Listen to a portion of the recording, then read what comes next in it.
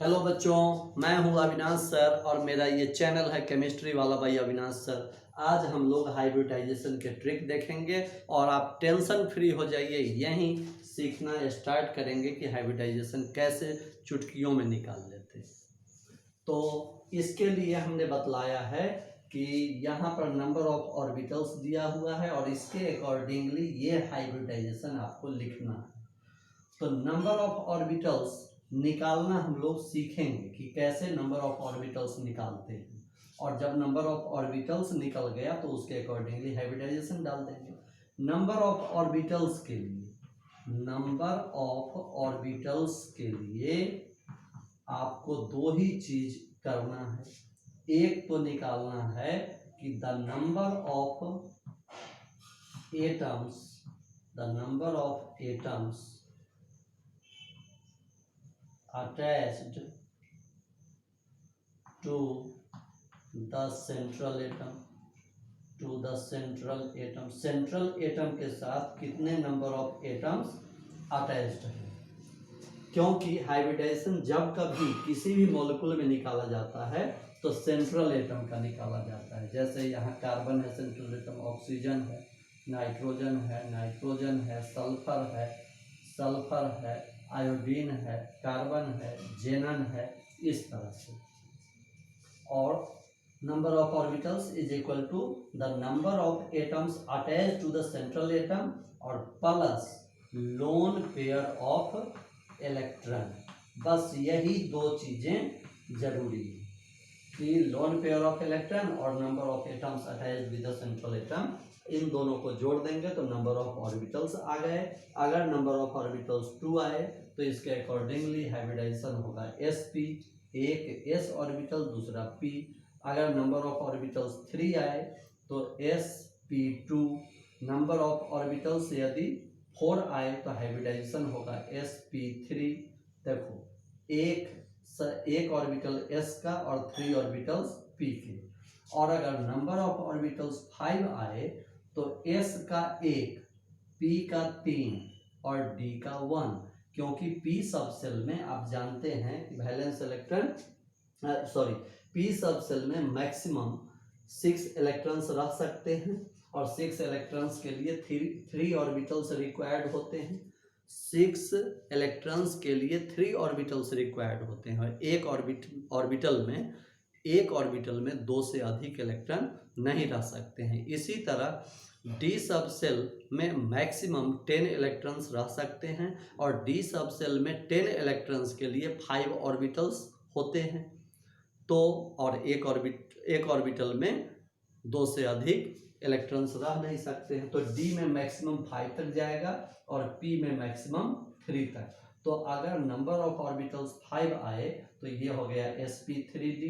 अगर 6 आया तो sp3d2, 7 आया तो sp3d3। और इन सब की जरूरत आपको IIT एंट्रेंस एग्जाम या मेडिकल एंट्रेंस एग्जाम या कहीं भी इन सब चीज़ों की जरूरत नहीं पड़ेगी। इनकी जरूरत पड़ती है BSc MSc में। तो इससे आपको कोई लेना देना अभी नहीं है।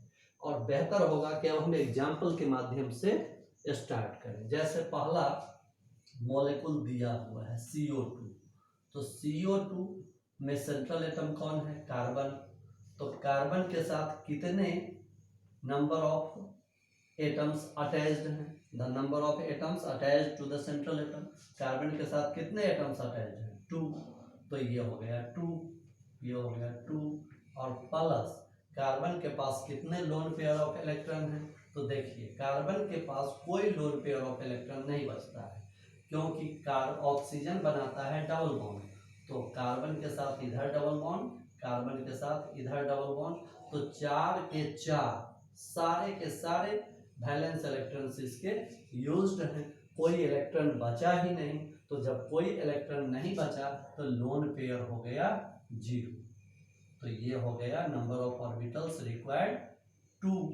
और 2 के लिए हाइब्रिडाइजेशन क्या है? sp।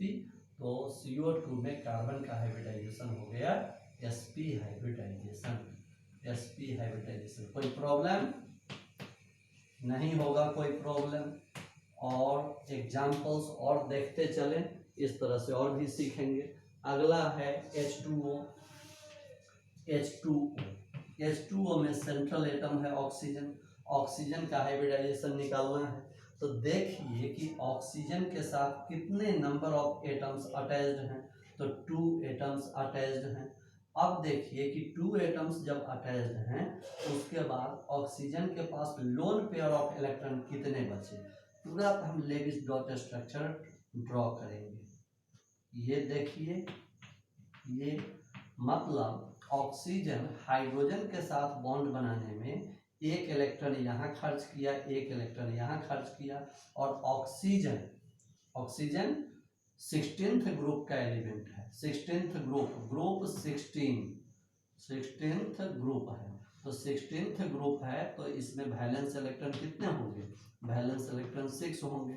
वैलेंस इलेक्ट्रॉन 6, तो ये 1 2 3 4 5 6, तो ये और ये इलेक्ट्रॉन्स तो बॉन्ड बनाने में इन्वॉल्व हैं।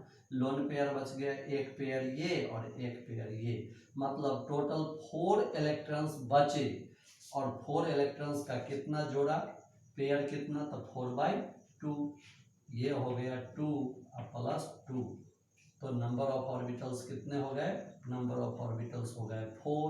और जब नंबर ऑफ ऑर्बिटल्स 4, तो उसके लिए देखिए कि हाइब्रिडाइजेशन sp3, तो H2O में ऑक्सीजन का हाइब्रिडाइजेशन sp3 है, sp3 हाइब्रिडाइजेशन। अब अगला देखते हैं, अगला है NH3। अब इसमें देखिए NH3 में नाइट्रोजन का हाइब्रिडाइजेशन निकालना है। हमेशा याद रखिए कि हाइब्रिडाइजेशन किसका निकालना होता है, तो किसी भी मॉलिक्यूल में सेंट्रल एटम का हाइब्रिडाइजेशन निकालना होता है। तो नाइट्रोजन के साथ सबसे पहले देखेंगे क्या कि कितने नंबर ऑफ एटम्स अटैच्ड हैं, तो नंबर ऑफ एटम्स अटैच्ड हैं 3, और उसके साथ हम ऐड करेंगे लोन पेयर ऑफ इलेक्ट्रॉन। तो जरा देखिए कि नाइट्रोजन किस ग्रुप का एलिमेंट है, नाइट्रोजन 15th ग्रुप का एलिमेंट है, 15th ग्रुप का है, अर्थात वैलेंस इलेक्ट्रॉन इसमें कितने हो गए, 5, तो 5 वैलेंस इलेक्ट्रॉन हो गए। और नाइट्रोजन के साथ हाइड्रोजन जुड़ा हुआ है, 3 हाइड्रोजन के 3 एटम्स जुड़े हुए हैं, और हाइड्रोजन सिंगल बॉन्ड ही बनाता है। तो देखो नाइट्रोजन के साथ ये हाइड्रोजन जुड़ गया, तो नाइट्रोजन के जो 5 वैलेंस इलेक्ट्रॉन्स हैं उनमें से 3 वैलेंस इलेक्ट्रॉन्स तो बॉन्ड बनाने में ऑलरेडी यूज्ड है, तो बचे कितने, 2 इलेक्ट्रॉन्स बचे, और 2 इलेक्ट्रॉन्स का मतलब कितना पेयर, तो 2/2, और ये हो गया 3 प्लस 2/2 हो गया 1, मतलब नंबर ऑफ ऑर्बिटल्स रिक्वायर्ड कितने, 4, और नंबर ऑफ ऑर्बिटल्स रिक्वायर्ड जब 4 आया तो हाइब्रिडाइजेशन आ गया sp3। इसका मतलब हाइब्रिडाइजेशन आ गया अमोनिया में नाइट्रोजन का sp3। एकदम से याद रखिए कि हाइब्रिडाइजेशन का मीनिंग क्या है। हाइब्रिडाइजेशन का मीनिंग है कि कितने बॉन्ड्स बन रहे हैं, प्रत्येक बॉन्ड के लिए एक ऑर्बिटल चाहिए, और अगर एक जोड़ा लोन पेयर ऑफ इलेक्ट्रॉन है तो उसके लिए एक ऑर्बिटल चाहिए, अगर 2 जोड़ा 2 pairs of loan pair of electron चाहिए तो उसके लिए 2 ऑर्बिटल चाहिए। मतलब हाइब्रिडाइजेशन का मीनिंग होता है कि कितने नंबर ऑफ ऑर्बिटल्स रिक्वायर्ड है उस मॉलिक्यूल के फॉर्मेशन के लिए, उस सेंट्रल एटम को, किसी मॉलिक्यूल के सेंट्रल एटम को कितने नंबर ऑफ ऑर्बिटल्स रिक्वायर्ड है मॉलिक्यूल बनाने के लिए, बॉन्ड बनाने के लिए, तो ये मीनिंग होता है हाइब्रिडाइजेशन का। तो आप यहाँ देख रहे हैं कि नाइट्रोजन के साथ 3 हाइड्रोजन के 3 एटम्स जुड़े हुए हैं, हाइड्रोजन के 3 एटम्स जुड़े हुए हैं, तो 3 ऑर्बिटल तो इनके लिए चाहिए, 1 2 3, और एक जोड़ा लोन पेयर है इसके लिए भी एक ऑर्बिटल चाहिए, तो इसीलिए 4 ऑर्बिटल्स चाहिए, और 4 ऑर्बिटल्स के लिए हाइब्रिडाइजेशन होगा sp3। अब हम फर्दर आगे देखते हैं अगला, और बताओ भाई कार्बन किस ग्रुप में है, कार्बन 14th ग्रुप में है, वहाँ हमने नहीं बताया था, कार्बन 14th ग्रुप में है, अर्थात कार्बन में वैलेंस इलेक्ट्रॉन कितने, 4, कार्बन ऑलमोस्ट इन 99.99% केसेस में carbon is a tetravalent element, tetravalent valency 4 he show करता है। अगला देखते हैं NH4+। अब ये है केटायन, ये है एनायन। इनका भी सीख लेते हैं कि जितने तरह के आयन, मॉलिक्यूल्स, आयंस, रेडिकल्स, उनमें सेंट्रल एटम का हाइब्रिडाइजेशन निकालना हो तो हम आसानी से निकाल सकें। तो देखिए NH4+ है, NH4+, सेंट्रल एटम है नाइट्रोजन। इसके साथ नंबर ऑफ एटम्स कितने जुड़े हुए हैं? तो नंबर ऑफ एटम्स जुड़े हुए हैं 4। अब plus lone pair of electron कितने हैं? तो जरा देखिए कि नाइट्रोजन के पास वैलेंस इलेक्ट्रॉन कितने? तो नाइट्रोजन किस ग्रुप का है? 15th ग्रुप का है। तो वैलेंस इलेक्ट्रॉन कितना होगा? तो वैलेंस इलेक्ट्रॉन 5 होंगे।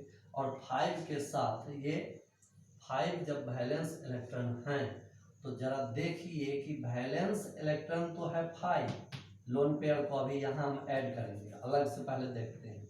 वैलेंस इलेक्ट्रॉन है नाइट्रोजन के पास 5 और एक प्लस चार्ज है, प्लस चार्ज भी मानेंगे नाइट्रोजन पर, मतलब नाइट्रोजन ने एक इलेक्ट्रॉन लूज कर दिया। तो इस पर अब कितना बचा? 5 - 1, तो इसके पास वैलेंस इलेक्ट्रॉन बचे 4 और 4 वैलेंस इलेक्ट्रॉन बचे और 4 बॉन्ड बनाए हुए हैं। तो अब इसके पास बचे हुए इलेक्ट्रॉन्स कितने हुए? बचे हुए इलेक्ट्रॉन्स हुए 0 और 0 को 2 से डिवाइड करेंगे तो लोन पेयर कितना आ गया? 0। तो ये आया 4 + 0। तो नंबर ऑफ ऑर्बिटल्स रिक्वायर्ड ये आ गया 4 और इसके लिए हाइब्रिडाइजेशन क्या होगा? तो 4 के लिए sp3 हाइब्रिडाइजेशन होगा। तो ये समझ गए होंगे। ऐसे भी देख लीजिए, इसको दूसरे तरह से देख लेते हैं। ये नाइट्रोजन है और ये वैलेंस इलेक्ट्रॉन, ये वैलेंस इलेक्ट्रॉन, ये वैलेंस इलेक्ट्रॉन, ये और यहाँ 2 बना देते हैं, ये वैलेंस इलेक्ट्रॉन। अब देखिए ये हाइड्रोजन, ये हाइड्रोजन और ये हाइड्रोजन और इस तरह से ये सिंगल बॉन्ड बना लिया, ये सिंगल बॉन्ड बना लिया, ये सिंगल बॉन्ड बना लिया। तो इस तरह से 3 नाइट्रोजन के 3 वैलेंस इलेक्ट्रॉन्स तो यूज्ड हैं बॉन्ड बनाने में। और ये जो एक पेयर बचा, ये H+, ये हाइड्रोजन आयन या प्रोटॉन बोलो, इसको डोनेट कर देता है पूरी तरह से, क्योंकि H+ के पास कोई इलेक्ट्रॉन नहीं होता है। तो इस तरह से NH3 और H+ मिलके NH4+ बनाया। और आप देख रहे हैं एक बॉन्ड, दूसरा बॉन्ड, तीसरा बॉन्ड, 4 बॉन्ड का फॉर्मेशन हो गया।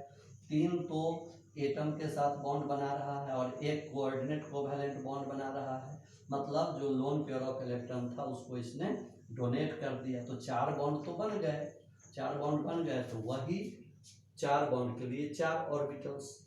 या इस तरह से हम देख लेंगे कि नाइट्रोजन के साथ कितने एटम्स जुड़े हुए हैं? 4 और नाइट्रोजन है 15th ग्रुप का, तो वैलेंस इलेक्ट्रॉन कितने हुए इसमें? 5 और 5 वैलेंस इलेक्ट्रॉन हुए और एक प्लस चार्ज है तो 1 घटा देंगे, क्योंकि प्लस चार्ज का माइनस लूज किया है इलेक्ट्रॉन। तो वैलेंस इलेक्ट्रॉन घटा देंगे 1, तो 5 - 1 ये हो गया 4। तो 4 जब वैलेंस इलेक्ट्रॉन है तो अब अनबॉन्डेड इलेक्ट्रॉन बचा ही नहीं नाइट्रोजन के पास, तो उसको 2 से डिवाइड कर दिए, मतलब 0 बचा, उसको 2 से डिवाइड किए 0। तो नंबर ऑफ ऑर्बिटल्स रिक्वायर्ड हो गए 4 और 4 के लिए हाइब्रिडाइजेशन है sp3। तो अमोनियम आयन या अमोनियम रेडिकल में नाइट्रोजन का हाइब्रिडाइजेशन हो गया sp3। अब आगे और एग्जाम्पल हम पार्ट 4 में देखेंगे। Thank you very much.